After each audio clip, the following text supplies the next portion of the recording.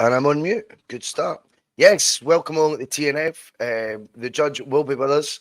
He's just not quite here yet, but he will get back on the screen as soon as he can. I just thought we'll go for about 6 o'clock. That was a bit as late as I was wanting to kick off the show, but I'm sure the judge will be joining us. Yeah, how are we all? Welcome aboard the bus. Talking points. I mean, when it comes to the summer, I've got an interesting question I want to put to you because a lot of positivity is there's a lot of positivity amongst fans when we're seen to be getting business done early, which is great. Get business done early. But are we ever fully satisfied when that is the case? Now, the reason I say that is, say we sign, I don't know, 5 players. Let's say we need 5 players, and we all think, right, they're going to come in like Nygren, they're going to affect the first team if he joins the Swedish player. And players of that ilk, like the Japanese left back, centre half. And then there's a few more all arrive before the end of June. Let's just say that, for example. They all sign, and then that's the team sort of the squad in Brendan's image sort of made, maybe 1-0 apart. But we're all sort of looking at the squad going, I'm quite happy with that, actually. I'm quite liking how the squad looks. I'm down with it. What happens come deadline week? Let's call it the week, because I find we do get a wee bit antsy then, and suddenly it'll be, we still need one more. So can the board actually win in these circumstances?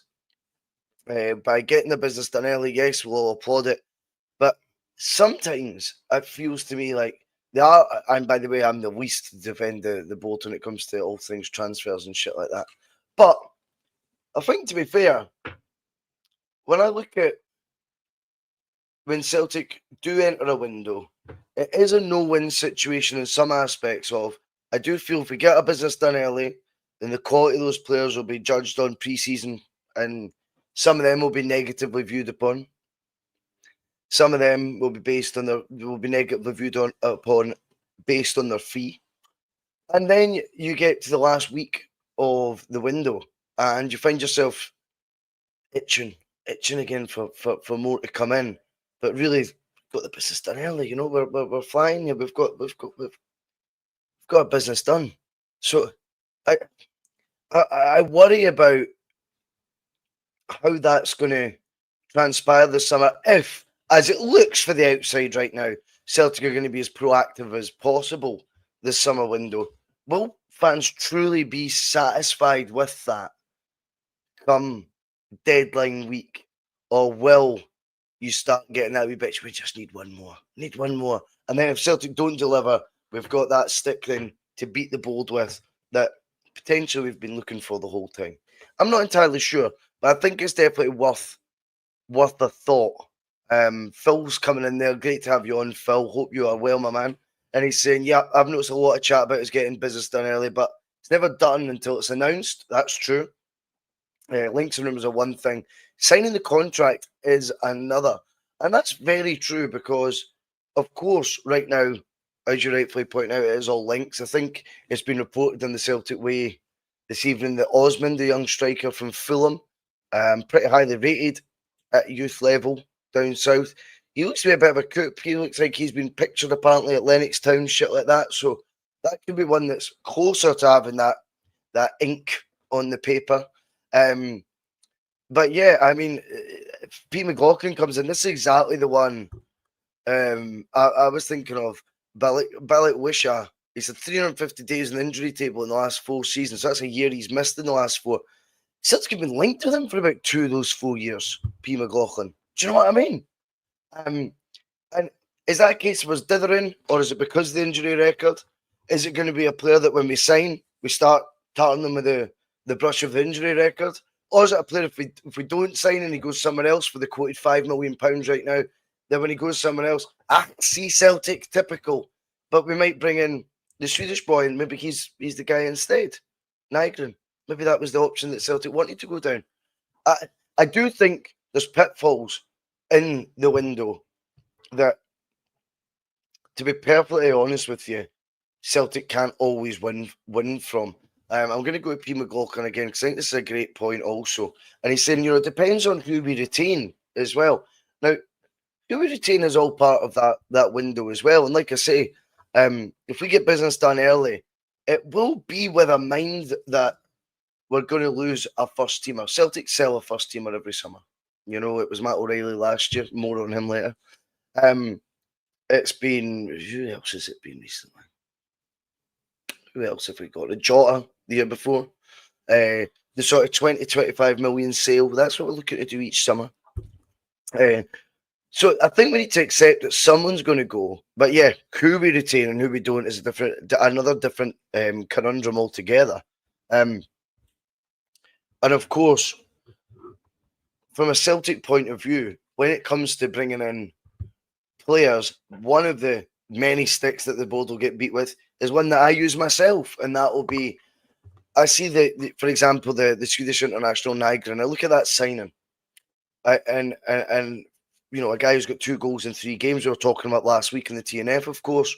That he starts out pretty good. He's maybe had a couple of years in mainland Europe, went back to Scandinavia, rehabilitated his career a wee bit, got his confidence back, and we're getting a more rounded player. Not getting Nygren the first time he comes out of Scandinavia, but the second time, a bit like the Nicholas Kuhn one, who sort of went to 2 giant clubs, didn't quite work out, went back to a club where he was going to be the star of the show and was ready to join Celtic, albeit with minus the toothache. But I think we've seen last season he was sort of a pedigree player that we'd signed for the first team.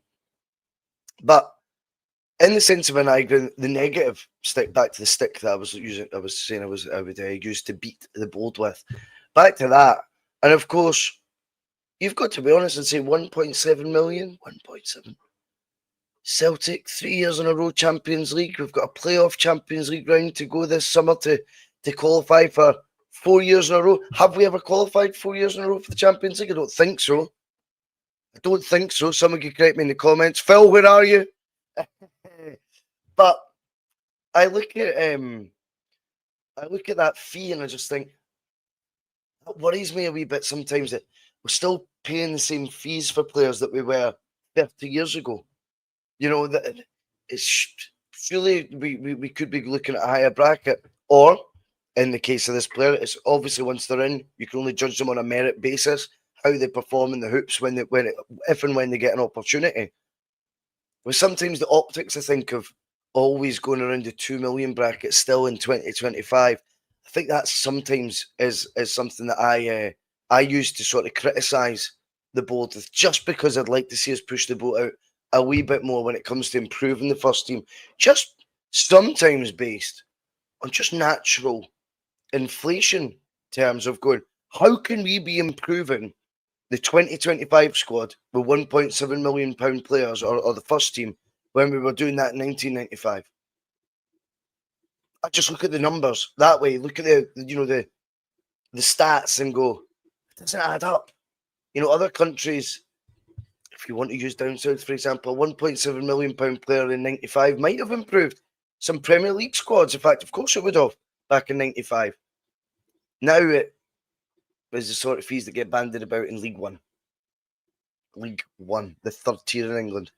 Celtic, though, as I'm saying, weren't competing regularly in the Champions League 30 years ago and could afford to shell out the likes of £1.7 million on individual players. More than that, of course, as we know, in plenty of cases.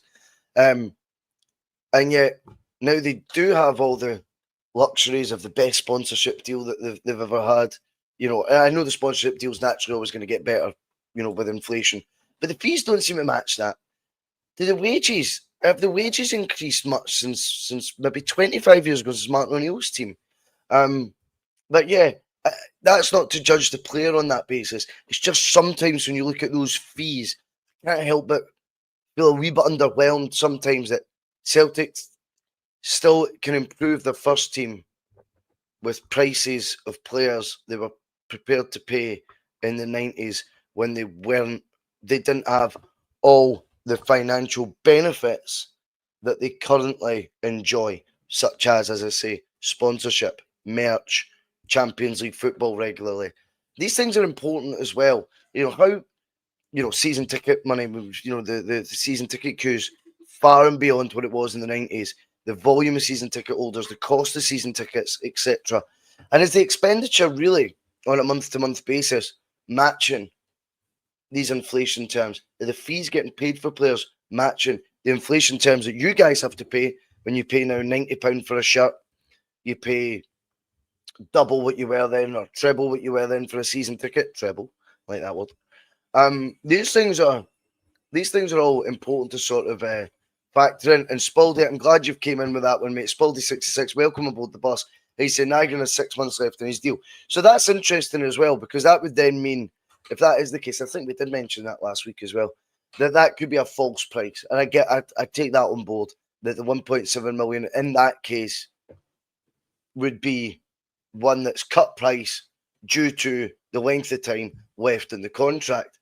But that wouldn't then sit with what we did in Brendan's first summer, which was only 2 years ago. And that was, we signed a plethora of players around that 2 to 3 million bracket. Again, fees that we'd been paying 30 years prior. It's not my only point on it, like I say, and it's not how I want to be judging players that come in. We have to be real and judge players on how they perform when they sign for Celtic, and how they get on, whether they sink or whether they swim. This is simple. It's as simple as that. Here's Bill comes in. Good to have you on, Bill. Welcome aboard the bus. He says, get it done early. Rodgers must know who he wants. Is it all Brendan Rodgers Productions, Bill? That would be, again, me playing devil's advocate to it. I would hope so. I just can't help but feel now that players are maybe suggested to Brendan, and he takes his pick from them as to which ones he thinks would be the best bet, and then they all sort of discuss it. They all come up with wee sort of pros and cons lists on each of these players, and they sort of maybe seed them. Say it's a position, they pitch 3 left wingers to Rodgers, for example. And when they do that, we then put it to the manager which one he likes most, and they sort of then get ranked. So 3 players we pitch for a position, they get ranked in order of priority, based hopefully largely, Bill, on the manager's judgment, and then we take it from there. 2 seconds.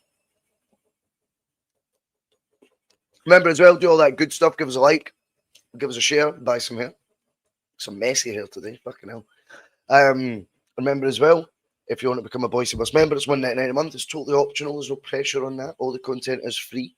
If you want to head over to piesports.com, remember that is using the code BUS1888 will get you a tasty pastries treat with 12.5% discount. Remember as well, Phil's got his new channel, The Boys on the Bus, and that should be kicking off in the next few weeks, I think. So remember and get over there and hit the subscribe button on that. Also, Ian McIntosh, he's enthused by the Nigerian deal. Looks a good move by the club. It seems, to be fair, from what I've seen, Ian, it does look good, but they always look good on YouTube, to be fair.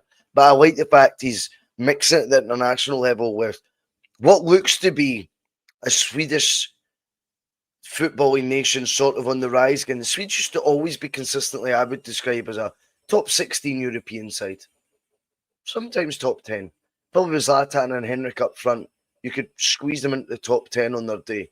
And it looks to me now with the likes of, I don't know how to pronounce his name, the boy who looks Arsenal bound. He was at Sporting Lisbon last year, 97 goals in 103 games for them. Gyökeres, something like that. Somebody else will pronounce it better than me. But him and I love the boy Isak at Newcastle. I think he's absolutely fantastic. You know, see if Nygren's mixing it with them and getting minutes, you know, up top or on the wings, supplying these guys. The fact is, at the training camps with players at that sort of level, and he's getting minutes in the first team. That encourages me as well. And I just, like I say, think of his past experiences or his career trajectory up to now, and think that could be a good fit as well, Ian. So it's good to see that you're enthusiastic about it also.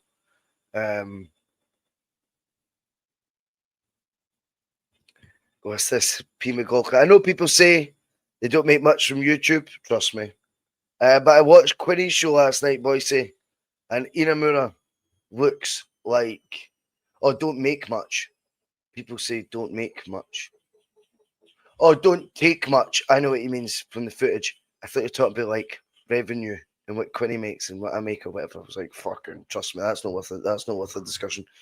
Inamura, he looks like Dewey. Fucking hell. Do you remember Dewey? Played the Clyde game, didn't he? And then was never to be seen again. That was interesting. Ryan comes in. Good to see you. Good to see you, mate. We are waiting on the judge. Hopefully, we'll be able to join us at some point. If not, we can rattle through some talking points here as well. What was the other one I had? Yeah. So, I don't know if you've seen Celtic posted. This is the cynic in me coming out. I can't help it. Celtic posted on their Twitter page and maybe the other socials, I don't know, a wee montage of Nicholas Kuhn scoring in Europe, but talking about, his goal scoring progress, talking him up a wee bit. The cynic in me thought, is that a sales pitch? Is this them sort of putting him in the shop window? How would you feel about Nicholas Kuhn leaving? Is that maybe why the Niagara interest is so strong? Because winger-wise, James Forrest finished the season in great form. Yang, I certainly think, could still leave the football club, and I wouldn't bat an eyelid. I've got to be honest, I don't think he's up to much at all. But then I look at Jota coming back from injury, hopefully before Christmas. But maybe we need a player because he won't be fit till maybe October, November, December time, whenever it may be. That's heightened the winger search. Or is it because Nicholas Kuhn's leaving? Obviously, we've got Dyson. I like Dyson up top now. I think I would be looking at a winger with a view to saying to Dyson, now I want you to be the first pick striker. Either battling for a place along, either alongside him. We can dream. But maybe either second fiddle to that and having to fight for his place like he did this season and still conjure up 20 goals. But I would like the wingers to be sort of not including Maeda as much. Maeda being able to drop in there if needed, but predominantly his first position being now as a central striker. I thought he was so effective there after Kyogo left for that spell. So it would be very interesting. Raymond Dog comes in. Interesting. Great to have you on, Raymond, as well. You've been watching the channel for ages, mate, so I hope you're well. Hope the family's good as well. Is it not a bit mad? We're into Rodgers' final season, and only now is he getting his own players. My point is he's still using Angie's. I think Rodgers needs to take a lot of the blame for that as well, Raymond. I'm a huge advocate for Brendan being the Celtic manager. Do you know what I mean? I say a huge advocate. I'm on me house, Sam. But he overseen that summer window where I was talking about earlier, where we signed 9 players, 9 of them didn't make it. I look at other signings that he's made in that time. He does been hit and miss, but £9 million. What I don't think it's a crazy amount of money, but in Celtic terms, it's what our second highest ever fee for a player. Has he warranted that? Has he looked like that? Engels comes in for 11 million. I think there's a lot more to come from him. He looked like a Rodgers signing to me. I think he does. Then there's been other ones like Austin Trusty. I'm just 50-50 with. I'm not totally against him. I think there is good traits to him. I just feel Austin Trusty, 6 million. Would that have been spent that badly by? Maybe it'd be Ange. Maybe Ange wouldn't have spent that badly, but so many times you can go at the same well that he was doing. And you end up with Kobayashi. So that's the other take, of course, on that. And yeah, you're absolutely right, Raymond. Dyson is our new chaos through the middle. Danger Maeda turns into chaos. I love it, mate. I love it. Paul 71, for me, there's only one player he wouldn't want to lose. Who'd that be? Callum McGregor? Probably going to be the answer. Cameron Carter-Vickers, I don't think we could afford to lose him. I wouldn't want to lose Jota now that he's back. I wouldn't want to lose Nicholas Kuhn, if I'm honest. All these players have a price, though. I think that's what it comes down to, Paul 71, because at the end of the day, Celtic have to balance the books by using their player trading model.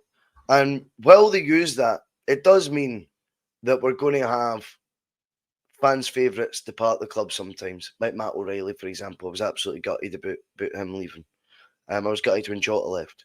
Sometimes it'll be a fan's favourite, and other times I think like in the case of like Nicholas Kuhn, I don't know why, because I really rate him. I'm sure everyone does rate him.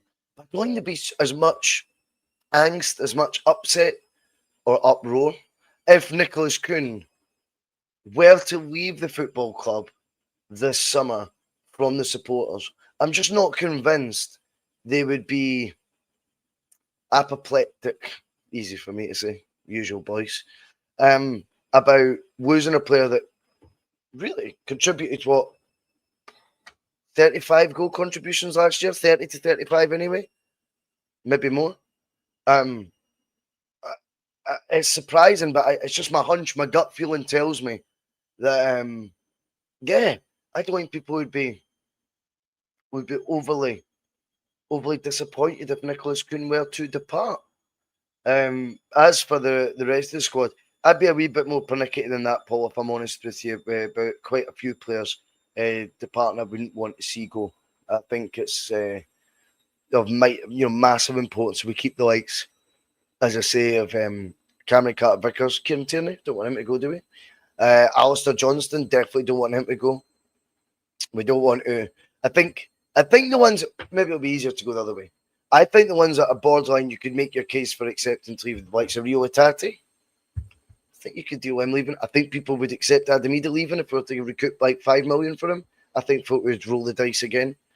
I think Nicholas Kuhn, as I've touched on, I think if we were to get upwards of 15 to 20 million, I think people would be up for it. Would I? Not so much. Not so much, but I think the broader scale, I think there would be an acceptance there. I think who else? Engels. I think if we were to make profit on Engels of any kind, I think if we bought him for 11, if we sold him for 15 to 20, I again would rather keep Engels, massively. I think he'll kick on this season big time. Then people forget how young he is, adapting to a completely different style of football, a different culture. I think all that needs to be factored in, as well as the fact he's got a hell of a foundation to build on. If this was an underwhelming Arnie Engels this season, then look at his numbers, look at his stats, look at his man of the matches, look at his trophies, and start maybe just thinking, wow, him at 21 turning 22 this season. I think we could be on to a right good player there. I wouldn't want to let him go, but again, speaking on behalf of everyone else, which I've got no right to do, but I'm going to do anyway, I think the broad consensus would be if Arnie Engels was to go and we made profit, I think we'd be happy with that. Give me just 2 seconds. I'm going to put a wee musical interlude whilst I turn down my washing machine.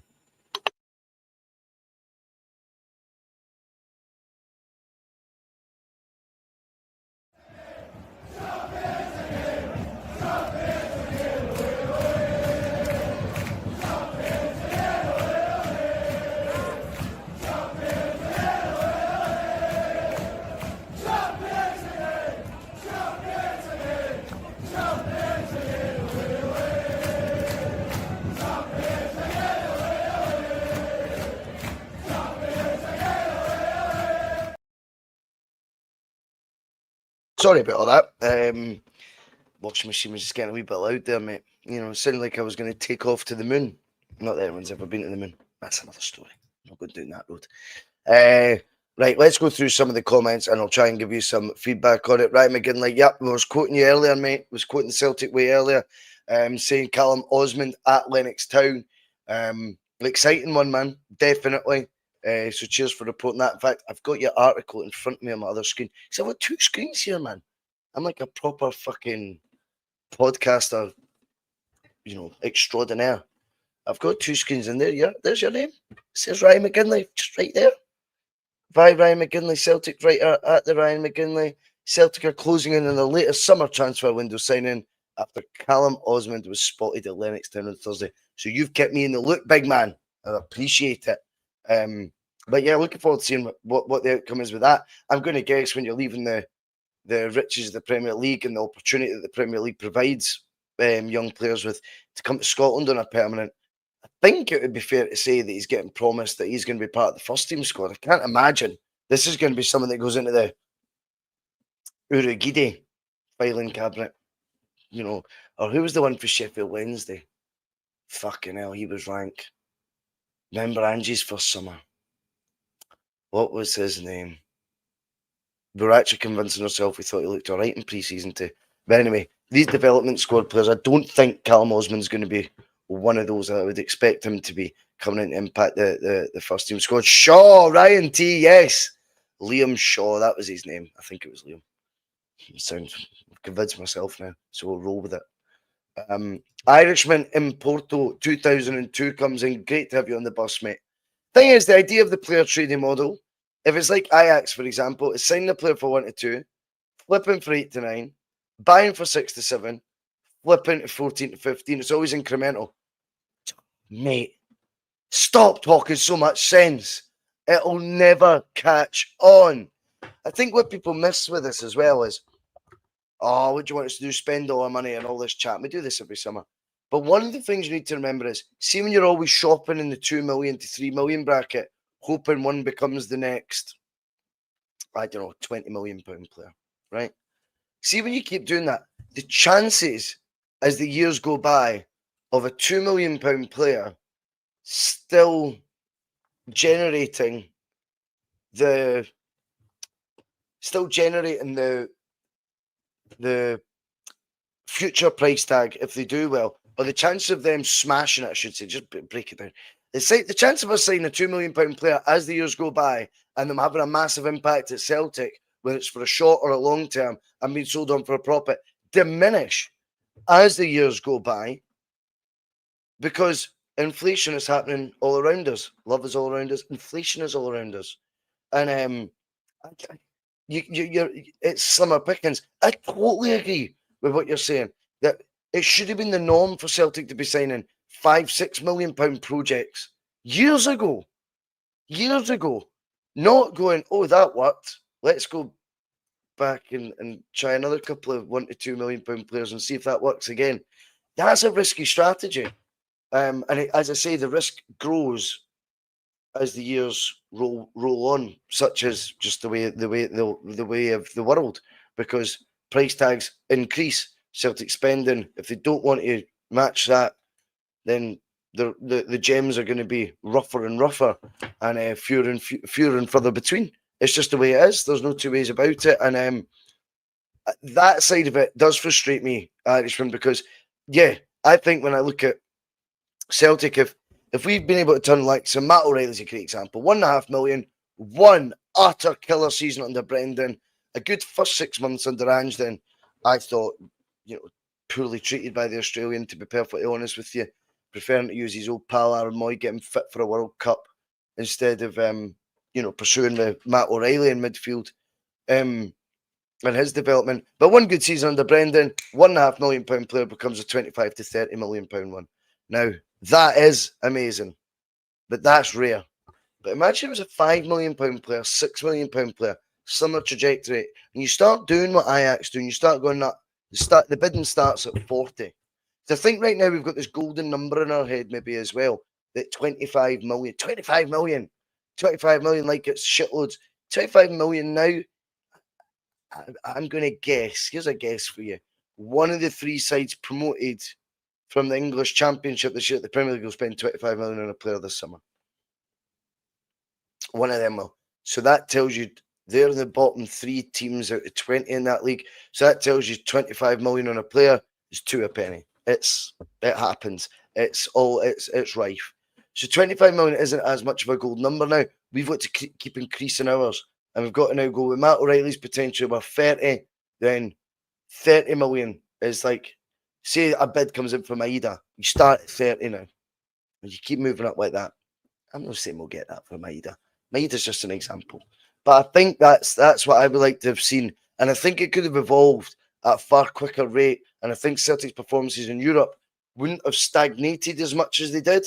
And we wouldn't be now celebrating getting into the last 24 of the Champions League as much as what we maybe did last year, because the progress would have always been tangible, not absolutely invisible, for so long, and then brought, back into focus. Of course, brought back into focus the season before we don't actually have guaranteed group stage qualification. i.e. this summer, which again is something that's really frustrating. When we did invest big, it was last summer, £9 million and £11 million on 2 players. Love to see it. Love to see that commitment by the club and on the football department. But we find ourselves doing it. If we'd done that like the summer before, we might have performed better in Europe that season, and then therefore this season that we're about to go into, we might have had enough coefficient points, maybe, that would have assured us guaranteed group stage qualification again, because not having that this year puts a hell of a lot of pressure on what will be a playoff round, that is going to have the nerves jangling, and potentially, when you look at the grand scheme of things, is up there with our biggest game of the season, if not our biggest. And there's many of the bean counters, I'm sure, that will describe it as our biggest game of the season. But you know what? That's on them. Because if they'd been more ambitious when we were delivering domestic success and did focus more on what we could potentially do in Europe, then we wouldn't have ended up in the current situation that we find ourselves. That, let's be honest, we're not the most convincing side when it comes to who'd you back in terms of Champions League qualification. We're not someone that you're going to put all your chips in and go, oh, Celtic will fall. Playoff round, they're seeded. Woof! Celtic will scoosh that.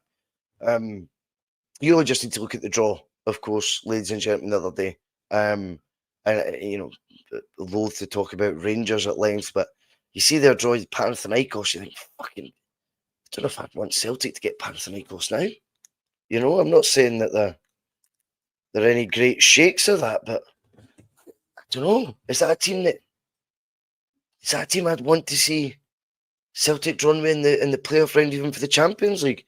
I think that would be a bit of a struggle. So it just goes to show you that when it comes to these draws, you don't know who you're going to get. You can't be complacent with it. And I'd really like to think Celtic will tool the manager up if we're doing this business I think we're back to the start of the show. See, everything links in.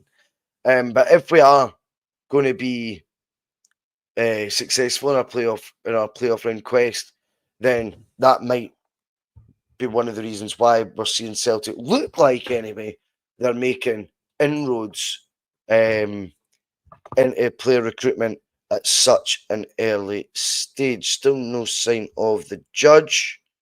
I'll get another 5, and then I'll maybe be talking on your own for 33 minutes. Oof, it's no easy, man. It's no easy. P. McLaughlin, I think Sutton would have been out of price range now.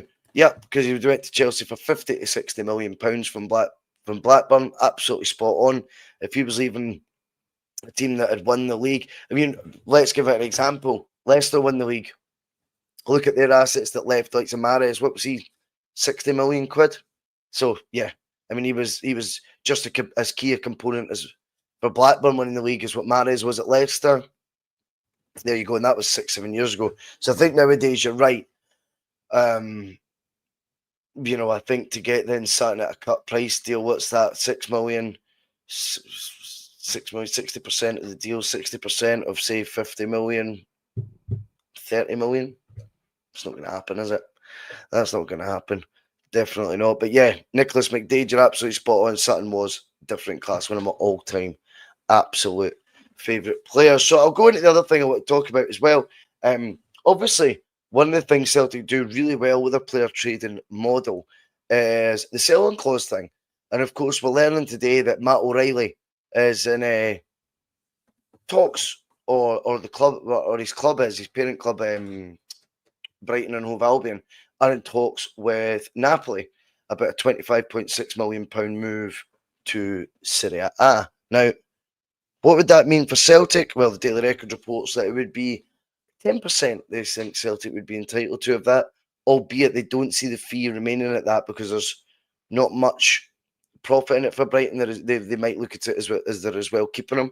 But it's interesting we've got that 10% on Matt O'Reilly, as well as whatever the add-ons were, which I'm going to guess we won't actually endeavour to get. Paddy, I'd really rather you didn't chew through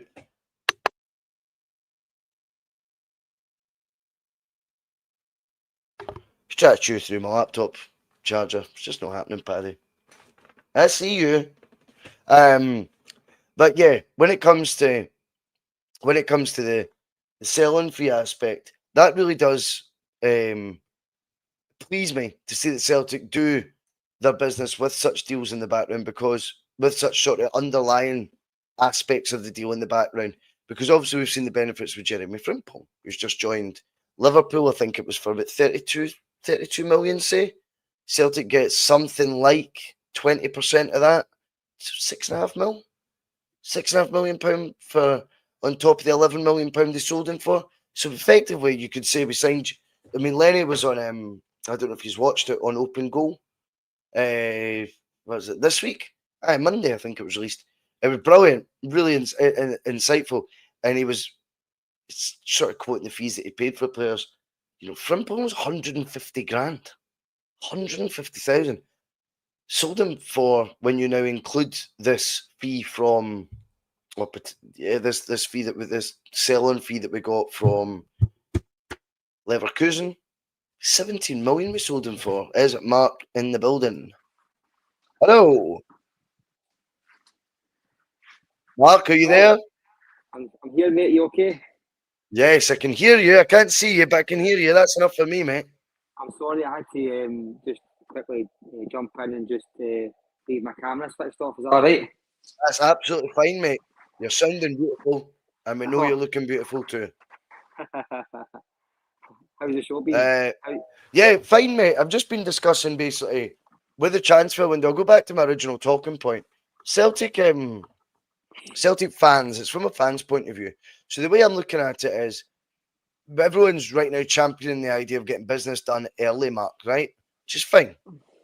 Now, the way I see it is, though, if we were to bring in 5, 6, say whatever it is you think that Celtic need to, whatever minor surgery we need to do at the squad this summer, say it looks like they've got all that done early. What if fan, though, doesn't start getting itchy feet in deadline week? I think everyone then starts pining for that extra signing. So from that aspect, for once in my life, I think I can empathise with the board that you can't win, because you could do all your business early, get it all done, make it look great, and then we're all going to moan in deadline week if we're not part of the party. Do you know what I mean?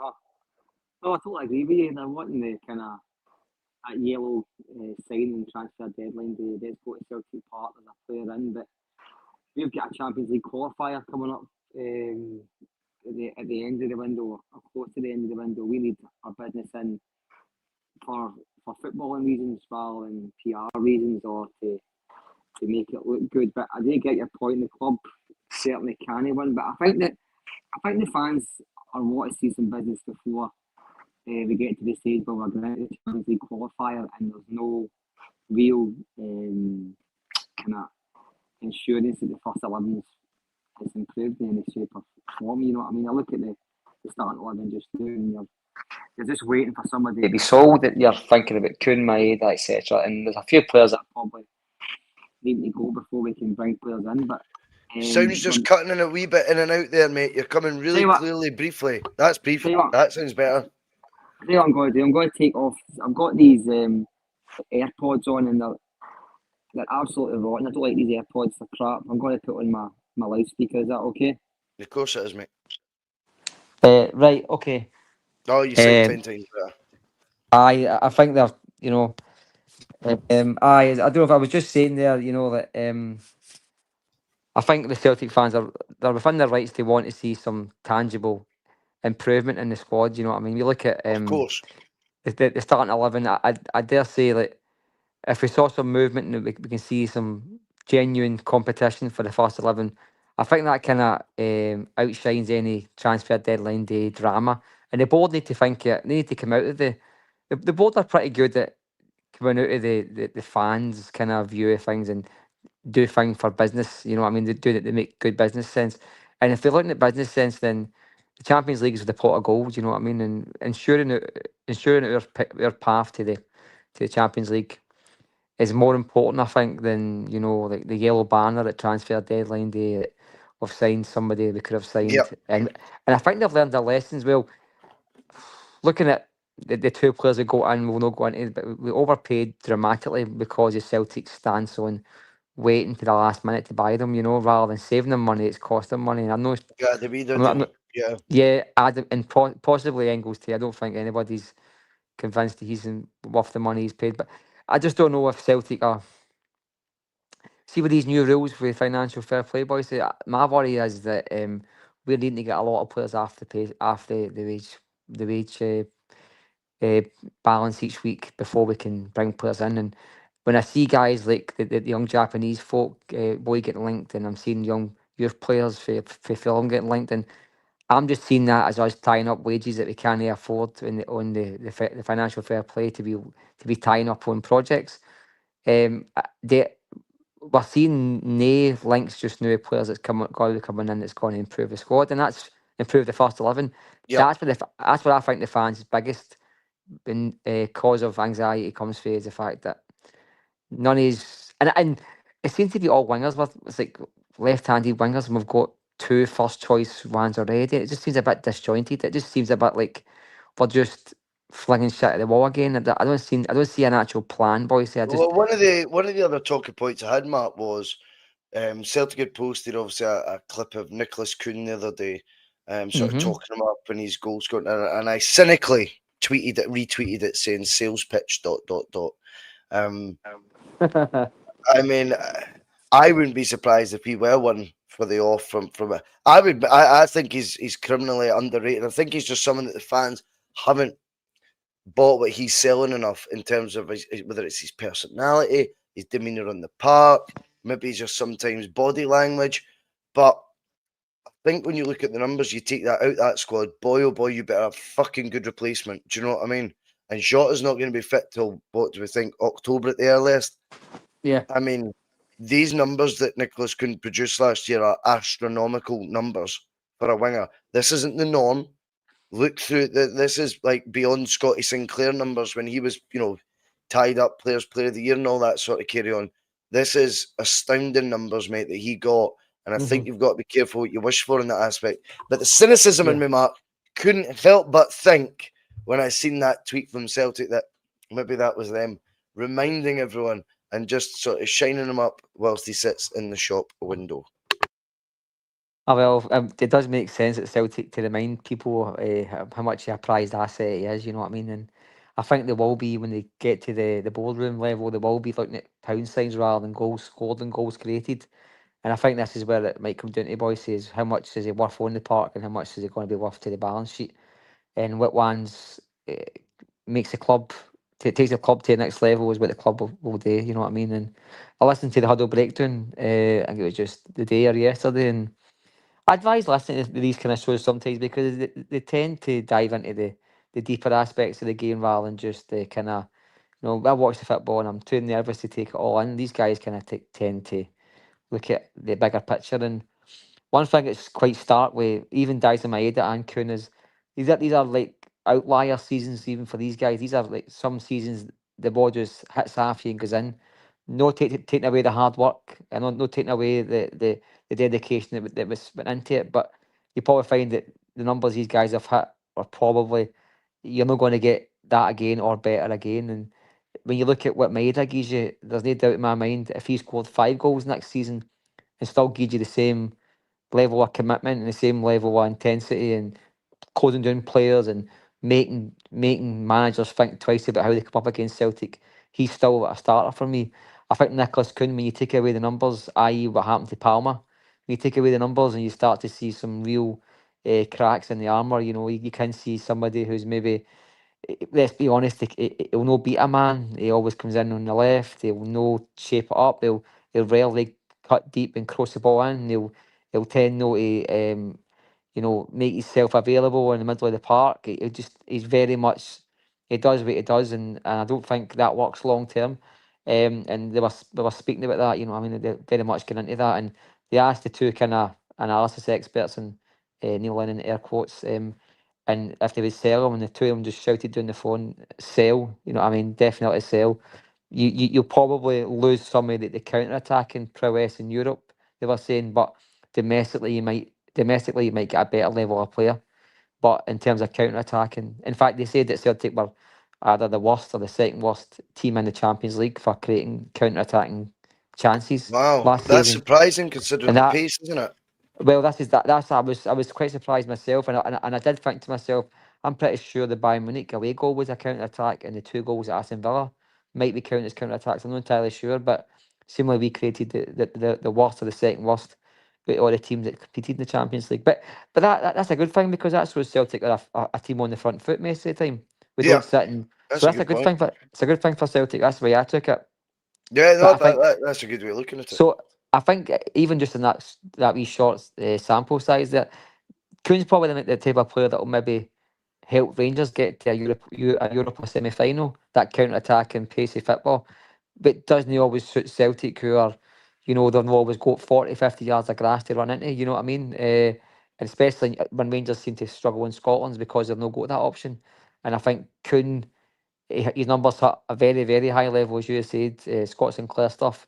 But I think it was just listening to these guys, and I think we all know what. I don't think it's fair to expect these numbers for Maeda or Kuhn next season.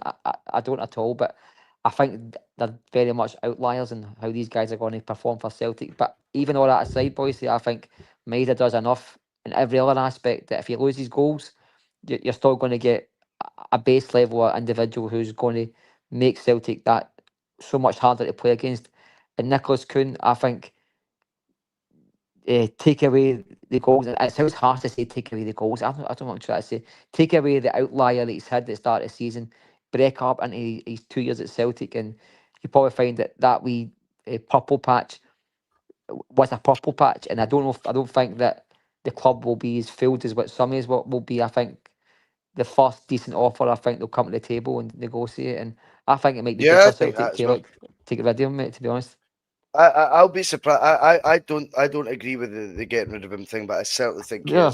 I do, but I do agree that I think Celtic will look to offload him for whatever reason. I mean, I'm looking at his numbers here right now, Matt, in front of me, which is an unfair advantage to the conversation, but nonetheless, they're still factual. No, it's fine. Top six split. So this is now the end of the season. 3 goals, 1 assist in 4 games. That's just the That's top 6 great. split. That's right at the end of the season. League Cup, he played 4 games, 5 goals, 4 assists, so 9 goal contributions, 4 games. Scottish Cup, only 1 assist in 5. Champions League, 3 goals and 10, 1 That's assist. that's pretty good. It's not bad. It's for That's pretty good. Celtic standards. Yeah. And then in the Premier League, 28 games, 10 goals, 8 assists, so 18 goal contributions in 28 games there. But These you're are talking numbers very as good you, numbers there. Yeah, that yeah, is really yeah, good. and you, That's the top level stuff. You know what I I mean? think you're spot on, Matt. I think you're spot on. And I think sometimes there's a case of be careful what you wish for, if that Yeah. makes sense. Like, and I think Nicholas Kuhn at times doesn't always lend himself to the fans with these maybe what it appears to be. It might not even be. These are assumptions on our part. Remember, we've never heard him say one bad word publicly about Celtic. We've never heard the manager No. say he's uneasy or unsettled. But our assumption, being body language experts as fans, is that he sometimes goes on a cream puff and he sometimes doesn't look that interested. But I don't know. I think you could be looking at Nygren coming in, for example, in the summer, who's got 2 goals and 3 for Sweden right now. We spoke about it last week that he's mixing with some real football and royalty in Europe right now. The Swedes actually happen to have, Mm-hmm. in terms of Isak and of course the boy at Sporting Lisbon who's got 97 goals in 102 games or something like that. Who's about to join Arsenal for about 70, 80 million quid. I mean, those two up top, and you're mixing with them, mate, and still Mm-hmm. getting game time, and you're scoring goals in around them. You know, that's high level. And yet, I still think you might be surprised when he contributes, 10 goals, 7 assists, and looks more like a normal, traditional sort Aye. a default sort of number you would expect from a first team winger at Celtic. Do you know what I mean? As Mm-hmm. opposed to whatever competition Nicholas Kuhn and Daisa Maeda were having last year with each other, it worked. Because they are, as I say, astronomical numbers that they achieved in that. I was also talking about the good things about Celtic's selling aspects. Firstly, what player do you think Celtic will sell if it's not Nicholas Kuhn? Or do you think it will be Kuhn? There'll be a first teamer that goes.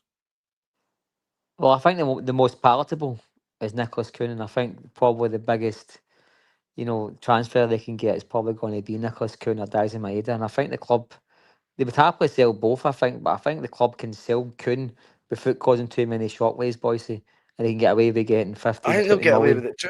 Yeah. And I think, and I don't think Celtic care, to be honest with you. I think they would sell the China, they sell the bedding and the bed. You know what I mean? They wouldn't care, but I think they do think, I think they could sell him. And some players, that the fans, and I don't think the fans are bought into him for a couple of reasons, but I think the majority, like, that's excellent numbers, boys.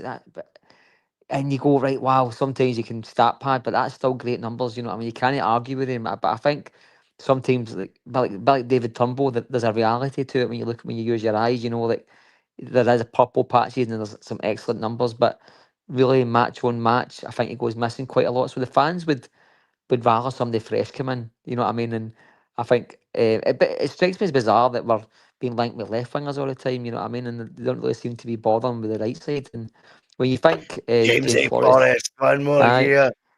what worries me, I mean that Nygren, he seems like a quite astute, I mean, I think that'd be a good signing for Celtic. I think he'll just slot in every day, but this young this young left centre back, I was listening to that podcast again, and they were saying he's only played 2,500 minutes, and he's never played 1 second at left back, and yet we're going to be bringing him in to be left back cover.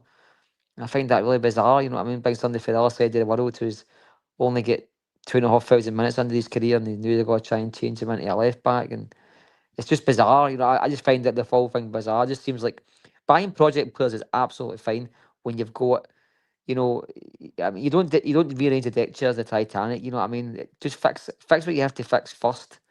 And and on that, just very, very quickly, as opposed to Mhm. getting in Nigrin and Balikwisha, sounds like a good or name, how we pronounce his name.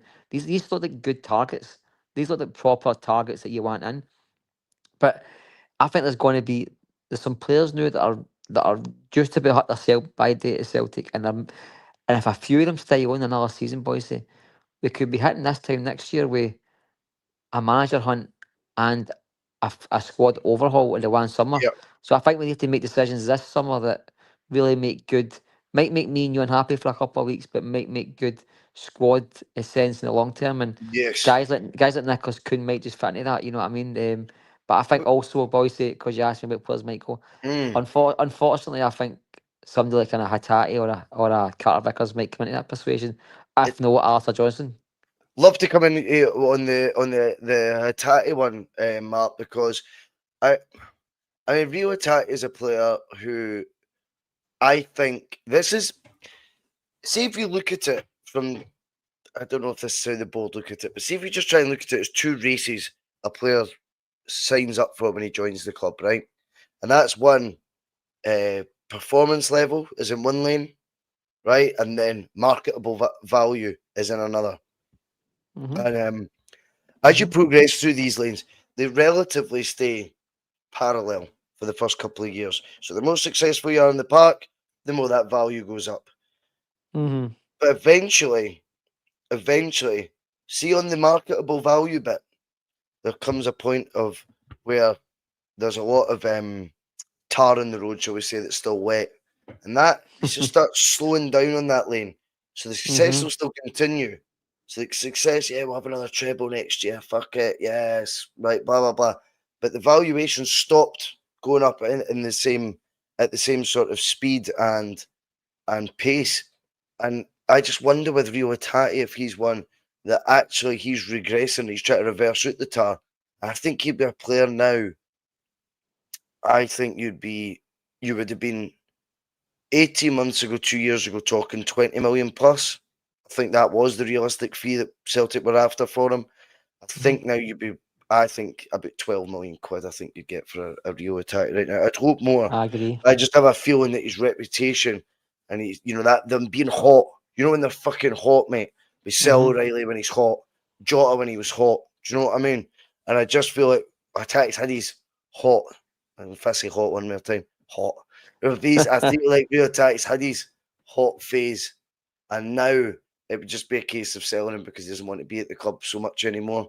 There would be some some interest, some legacy interest, I would think, from certain clubs. But I don't think he would have as many of the teams of quality he would have had a couple of years ago. And I certainly don't think Celtic would receive a fee anything close to what I think they would have a couple of years ago. Oh no, you're spot on, Bhoycie. I think you're probably right. About 18, 20 million takes them about a year and a half ago, and I think 10, 12 takes them now. You know what I mean? And I think there's players that Celtic.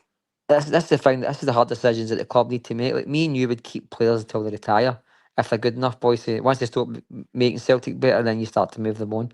But the club, unfortunately, have to make decisions that are best for the club. You know what I mean? And that's when when these players. We don't want to be a Rangers boys. When you let Morelos go for nothing, Kent go for nothing, guys who could have made them £8-10 million and they go for nothing. Celtic will never go down that road, but what you don't want to do is go halfway up it either. You know what I mean? Where you just start to go, okay, we'll not get the peak value. We'll wait till they start to wind down a wee bit. They're still contributing, but we'll get half the money. Is just pointing out with Hatai. I think the same could be said for Cameron Carter-Vickers as well. I think he's kind of plateauing a wee bit. Although I hope he retires at Celtic because I don't think we can replace him at all. But Hatai is probably the prime example of that. I think you've made a great comparison with Carter Vickers, Matt. Absolutely spot on. I think Cameron Carter Vickers was another one. I think it was 20 million plus 18 months ago. I think in that time he's had a couple more injuries. He stayed at Celtic, and I just think now that's actually by us not encouraging bids for him when maybe he would have been probably quite keen to go. I think it's now more matched as well with the likes of Cameron Carter because he's like, do you know what? This will do me. And Yeah. I'm happy here. And I think they come down. I think when you first joined Celtic, when you're part of this race that I was talking about, I think one of the other things that comes with that is, I think one of the things that comes with that is instantly because everyone's on a high, you're like, oh, of course they want me. Who else wants me? Your agent's on the phone like that, fucking every 2 minutes, and after your first brilliant 12 months at Celtic. And I think once that simmers a bit, you start to sort of find your feet. And I think in a Cameron Carter Vickers, slightly different for Attack. I think Attack will be desperate to try something new. And I think Cameron Carter Vickers, whilst maybe his head could have been turned a couple of years ago, mate, I wonder now if he starts now getting all the memories of having all those loan spells back in the day, because he'd been on loan numerous times, remember, for Spurs, and he starts thinking, do you know what, I really want to go down that road again? Or maybe this is just, I'm the key man here at the back, I've got a contract for life if I want it, essentially. Maybe this is what my footballing future looks like. Whereas Atati, I think, would still take the gamble, albeit he might have been going to a Brighton, a top 10 English side, like Brighton and Hove Albion, 18 months ago. Now you'd be looking at, I think, joining like the likes of a newly promoted English Premier League side, to be honest with you. It would be someone like Leeds United or Burnley or something like that have came up. Do you know what I mean? I think that would be more where he'd be looking, which is a drop-off, but something he'd be willing to do. Whereas Cameron Carter Vickers, who might have a similar sort of drop-off, it might have been very, very similar sort of clubs or scale of clubs that would have been keen on him, might say no to that type of thing, going, right, I could be playing English Championship in 12 months again. Do you know what I mean? I don't quite fancy that. I think that's realistic, mate. And I think for Celtic, the good thing about Cameron Carter Vickers is I think we can afford to let him go stale boy. I think we can afford to let him go into his contract and just let it run down, because I think probably like there's only a couple of positions in the park that you can let players. I don't think you need to keep a striker fresh and hungry, Bhoycie. Same with your wingers, same with your engine and your midfield. See a centre back, you can go older in age a wee bit. They tend to get a bit more mature as they go older, a bit like goalkeepers. You know what I mean? And they don't do too much running anyway. And I think Celtic look at Cameron Carter Vickers and say, do you know what? He was £6 million. He's one of our top earners. But if there's a player we can allow to run bust, it'll be him, because I think he makes up for a lot of bad decisions with the board's defensive recruitment, Bhoycie. And I think if you've got a guy that can raise standards, no matter how bad you recruit. I mean, we all know there's people that don't like Liam Scales. I'm 50-50. I think there's good things and bad things about him. But he upgrades Liam Scales' performances. He upgraded Starfeld's performances, and he gave the goalkeeper Hart and Schmeichel a bit of reassurance. So these things that you can't put a monetary value on. Celtic are very good at putting monetary value on everything, but I think that even at board level, boys, I think the club is one that you'd say we can take this hit. It wasn't a massive outlay. He's paid his back in spades, and he is the kind of guy that can steer you a league title. He can get you Yeah. through a Champions League qualifier or two. And I don't think you need to keep him as hungry as I say as a 19-year-old or a 21-year-old striker. He's, as you said, he's had 4 or 5 loan spells. A bit like Scott Sinclair. They've went, there Yeah, might be very offers true. to get 35 grand. It might be on 25 grand a week at Celtic. There might be the odd offer for 30 grand a week in the Championship or more. But I think him and Celtic are probably at the same crossroads now where I think the two of them might just be happy just to go. That's If how I this is see it, it. mate. if this is it, and I'm playing in front of this crowd every week winning trophies, there's worse places to be at. I think you're absolutely spot on there, Matt. Right, that's us been on just over an hour, so I will call it there. Thank you for joining us, Matt. I know it's only been 20 minutes or so you've been on, but we'll call it there because my throat's killing me, mate. It was Oh, tough no on me. worries, mate. I missed you. I missed you, Oh, mate. sorry for being a bit It late, was, mate. I tell you what, I don't know how these folk do it on their YouTube channels on their own all the time, man. Oh, it's hard. Like That's 40 hard. minutes just fucking I was like, geez, oh man, I'm running out of things to talk about. But anyway, we will be back next Thursday, Judge. I'm sure you'll have your camera on then and everything will be Yes. smooth as ever. Hopefully, we'll be celebrating a couple of new Celtic signings by then as well. Yes. What was also going to say? Oh, aye. Right. See if I came on. This is completely non-Celtic related. But I bought 2 boxes of ice lollies, right? Mm-hmm. I had strawberry cornettos and I had 6 fabs in the other one. 6 cornettos, 6 fabs. What's the best ice lolly ever? I The don't know. mint feasts. Oh, mate, old school. Yes, mint feast with a wee bit of hard chocolate that you kind of break your teeth biting at the end, but it's still dynamite. That was like the Man, Yorkie of ice lollies, eh? oh, it was a Not for girls. dynamite one. What was the But I saying? Not don't. for girls. When I was Can I say away, that? and I used to get one called. Remember, you used to get a screwball when you're away in the wee triangle Oh, ice cream with the yeah. chewing gum at the bottom. I used to like them. I don't know if they still sell things like that. Probably too dangerous, but Oh, yeah, you could choke stuff like that. Even though you're 40, uh, you know what I mean? You could choke on. aye. You're not allowed to Uh, buy it. but my I dad's a big fan of the ice lollies. See the refresher ones, or is it no, Opal Fruits? I. The one with all the different colours. The ones are pretty Oh, good. fruit pastel one. That's the one. That's the one. Aye, that's it. Fruit pastel, yes, nice, mate. Yeah. A mint feast, though. I'm going to go get a mint feast. Anyway, enjoy the rest of your night, whatever you are all up to. Matt, can't thank you enough for rushing about and joining us, even if it was Not a just for a problem. brief time. That was kind of you, mate. Thank you very much. Everyone else, enjoy whatever it is you're doing with the rest of your Thursday night. We will be back soon. Not entirely sure when my next live. Phil might be live tomorrow, but I know he's not got loads of content either right now to sort of delve through. So we'll play it by ear. I'm off the drink night now, so I might be a wee bit more busy on the channel as well. We'll see you all later. Cheers, guys.